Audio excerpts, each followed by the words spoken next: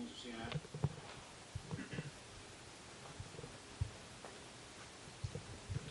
Two questions. When we're talking about Florida and the idea that this was the Secret Service working as it should, does this mean that no security will change for Trump when he goes golfing again?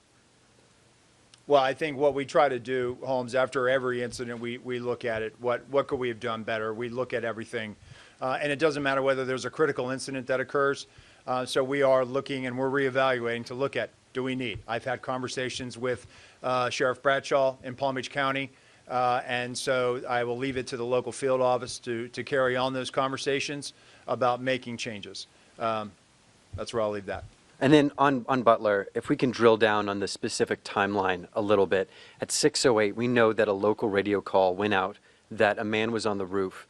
Now, my understanding is that the state police were in a separate area with locals, and their job was to communicate any local chatter to the Secret Service. Why was that 6:08 radio call not communicated to Secret Service, or was it by the state police? So the information I have is that we had a member of the Pennsylvania State Police in our security room, and that's what spurs that phone call to the counter sniper response agent at 1810. And so the state police never communicated a local radio call at 6:08 to the Secret Service? What I'm saying is that the personnel that was in the security room passed that information, and that triggers the 1810 phone call. Okay. We'll go to Rebecca Beach with the Hill.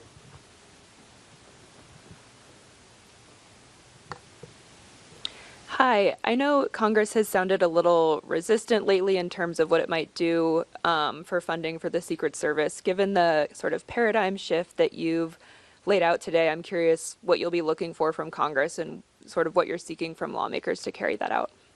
We've been briefing, we've been providing information. Right now, I do think that, Congress has questions. We're responding to those questions and providing them information. But at the end of the day, I think everybody wants a strong Secret Service, and that's what I'm working towards. That's what members are working towards, and so we'll continue to have those conversations. We'll go to Claudia with Univision. Hi, thank you so much for doing this. Republicans in Congress, they want the same level of security than the president for the candidates. How realistic is really that? Can you be more specific on that? I know you answered that question, but can a candidate have the same level of security of a sitting president?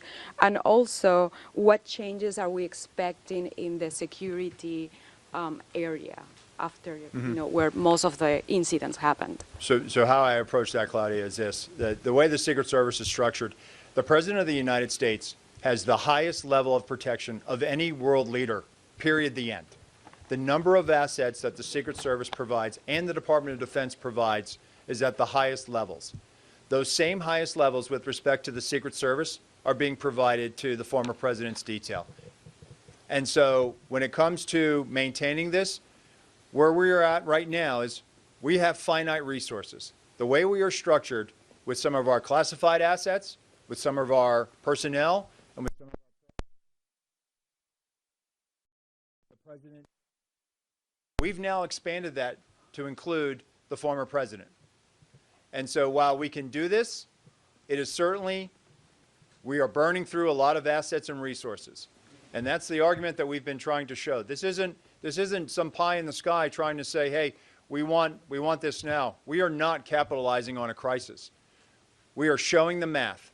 We have finite resources, and we are stretching those resources to their maximum right now, which is going to require us to replace these assets. It's going to require us to also adjust, to look at this and evaluate that if we have to do this again, or do it because of some other situation that we have no other control of, we have to be able to sustain that for an indefinite period of time. And so I am hopeful, and I am certainly engaged in these discussions, and I feel like at the end we will get there because we have no other choice. What changes are you going to make outside of the secure area? That zone where everything happens? The outer perimeter. So Yeah. I think that's where we have to be very direct and clear with our state and local partners as to what we're asking of them.